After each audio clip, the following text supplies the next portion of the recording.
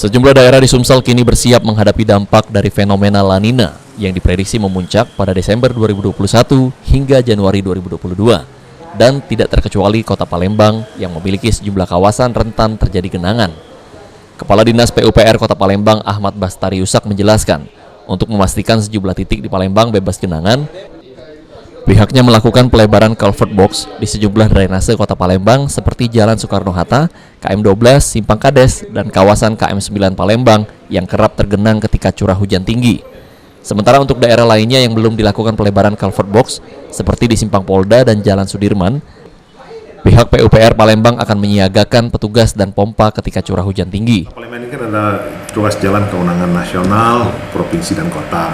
Dan baik pemerintah nasional melalui balai jalan, pemerintah provinsi, pemerintah kota selalu melakukan pelebaran perbaikan pada ruas jalan kewenangan tersebut. Di contoh, selama ini genangan di Jalan Soekarno-Hatta di depan Hotel Win atau di Simpang Mas Karebet itu sudah dilakukan pelebaran box culvert, sudah tidak ada terjadi genangan lagi. Demikian juga di kilometer 12 di Simpang Kades dan di depan SPBU juga sudah dilakukan pelebaran box culvert. Di depan Damri juga sudah tidak lagi terjadi genangan karena box culvert dan saluran airnya sudah diperbaiki.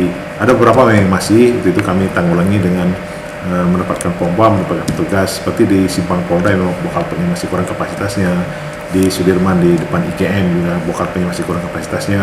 Pada titik itu pada saat hujan kami menempatkan petugas dan bila perlu kami membawa pompa untuk melakukan penyedotan.